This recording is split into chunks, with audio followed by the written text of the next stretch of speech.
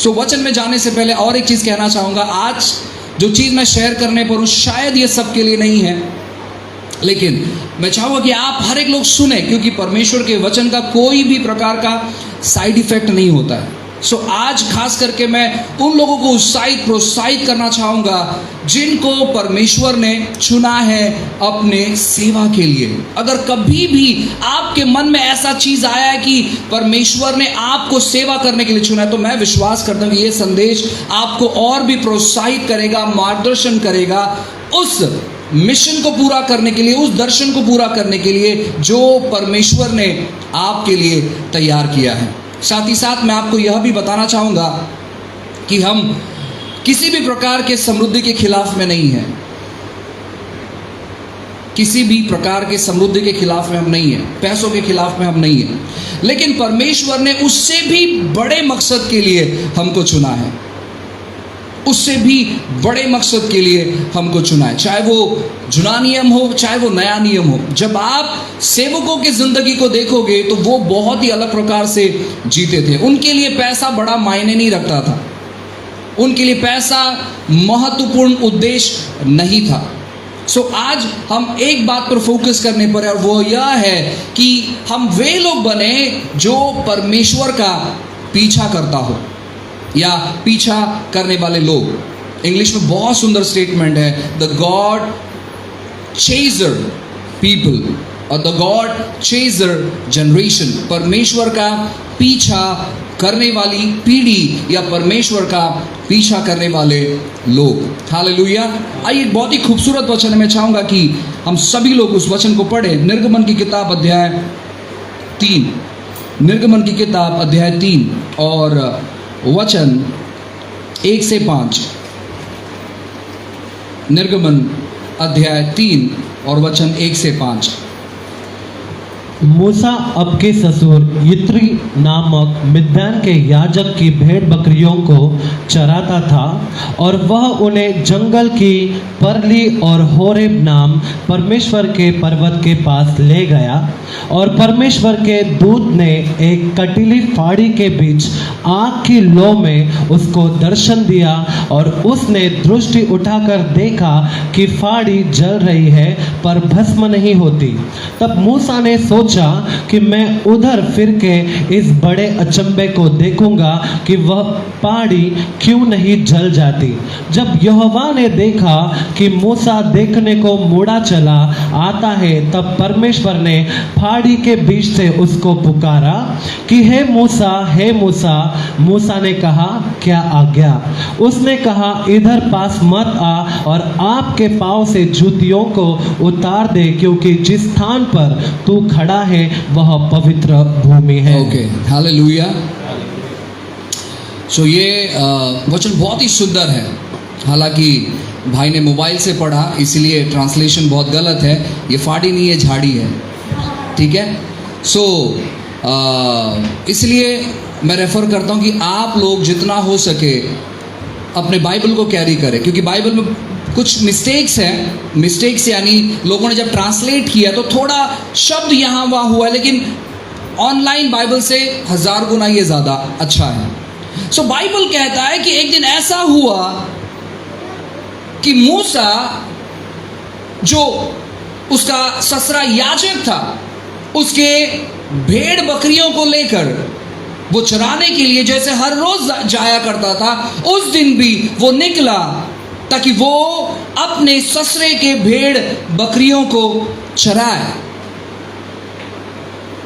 भेड़ बकरियों को चराए। और जैसे वो भेड़ बकरियों को चराने के लिए निकला, उसका दृष्टिकोण वापस एक बार उस जलती हुई झाड़ी की ओर गया। और मैं आपको बताना चाहता हूं ना, जलती हुई झाड़ी उन दिनों में कोई नई बात नहीं थी। हमारे लिए वो नई बात हो सकती है क्योंकि हम एक ही बार बाइबल में पढ़ते, लेकिन उन दिनों में ऐसा बिल्कुल भी नहीं था। उन दिनों में ऐसी जलती हुई झाड़ी बहुत सारी दिखाई देती थी, क्योंकि वो गर्मी का सीजन होता था और वो ऐसे माहौल में रहते थे जहां पर उस एटमॉस्फेयर के वजह से, क्लाइमेट के वजह से बहुत सारी सूखी झाड़ियों में आग लग जाती थी। और बाइबल ऐसे कहता है कि जब मूसा ने उस झाड़ी को देखा तो उसे ताज्जुब लगा, वो आश्चर्यचकित हो गया, ये कहते हुए कि मैं काफी समय से देख रहा हूं कि ये झाड़ी जल रही है लेकिन भस्म नहीं हो रही है, धुआं नहीं निकल रहा है, ऐसा है क्या ये? और वो बात उसे आकर्षित की और बाइबल कहता है कि वो उस बात की ओर बढ़ता चले गया। वो उस बात की ओर बढ़ता चले गया कि वो और करीब से उन चीजों को देखना चाहता था। मैं आपको कहना चाहता हूं कि अगर आप परमेश्वर के द्वारा चुने गए हैं, अगर आप परमेश्वर के द्वारा बुलाए गए हैं और अगर आपको परमेश्वर ने सेवा के लिए बुलाया है, मैं आपको कहना चाहूंगा ना प्रियो कि बहुत सारी बातें रुकावट के तौर पर आपके जिंदगी पे आएगी, लेकिन परमेश्वर जिस जगह पर आपको आश्चर्यचकित करता है या आपका ध्यान आकर्षित करता है, उस जगह पर आपको जाना बहुत जरूरी है। अगर आप यह सोचोगे कि ठीक है, बहुत अच्छी जगह है और दूर से बहुत खूबसूरत लगता है, लेकिन मैं करीब नहीं जाऊंगा, तो मैं आपको बताना चाहता हूं ना, आप बहुत सारे चीजों को मिस कर दोगे। हम में से बहुत सारे लोग हैं यहाँ पर, मैं महसूस कर सकता हूं कि जिसको परमेश्वर ने बुलाया है अपनी सेवा के लिए, लेकिन हमारी समस्या क्या हो गई मालूम है? हमने दूर से चीजों को देखा और हमने कहा कि सेवकाई ऐसी होती है, तो मुझे नहीं चाहिए सेवकाई, मैं कामकाज करूंगा और लोगों को सहयोग करूंगा और लोगों को मदद करूंगा। कुछ लोगों ने दूर से देखा और कहा मैं निकल गया था अपने सफर पर उस झाड़ी की ओर जाने के लिए, उस जलती हुई झाड़ी की ओर जाने के लिए, परमेश्वर की ओर जाने के लिए, और जिस व्यक्ति ने मेरी अगुवाई की वो व्यक्ति सही नहीं था और मुझे नहीं लगता है कि सेवकाई करना ठीक ठाक है। और भी बहुत सारी गलतफहमी, जैसे ही हम अपने सफर को चालू करते हैं हम बहुत सारी गलतफहमियों से भर जाते हैं, बहुत सारे मुश्किलों का सामना करते हैं और हम हार जाते हैं। और फिर हम क्या करते मालूम है? हम अपना पीठ उस जलती हुई झाड़ी की ओर दिखाते हैं और हम कहते हैं हमारा काम है भेड़ बकरियों को चराना, हम भेड़ बकरियों को चराएंगे, क्यों जाएंगे उस झाड़ियों की ओर? मुझे तो ठीक तौर पर बात करना नहीं आता है, मैं अब उस योग्य नहीं रहा कि मैं लड़ाई करूं और मैं जीत हासिल करूं। मैं आपको कहना चाहता हूं प्रियो, जब आप मूसा के बारे में पढ़ोगे, ये एक ऐसा व्यक्ति था जो अपने घर पर पला बढ़ा नहीं, छोटे से उम्र में ही, लगभग 2 साल के उम्र में ही उसके माँ बाप कुछ कारणों के वजह से, वहां पर अत्याचार के वजह से उसे पानी में डाल देते हैं और वो व्यक्ति किसी पराये के घर पर जाकर वो व्यक्ति बड़ा होता है, उतना ही। लेकिन जब वो 40 साल का हो जाता है, ऐसे हादसा उसके साथ हो जाता है कि जिस घर में 2 साल की उम्र से लेकर 40 साल के उम्र तक वो पला बढ़ा, उसे वहां से निकाल दिया जाता है और वो किसी और देश में जाकर रहने लगता है। 40 साल की उम्र से लेकर 80 साल की उम्र तक वो अकेलेपन में जीवन बिताता है। वो हर एक चीज जो उसने अपने 2 साल की उम्र से लेकर 40 साल की उम्र तक जो भी चीज सीखा था, वो सारा चीज भूल जाता है। और आपको मालूम है आश्चर्यचकित बात क्या है?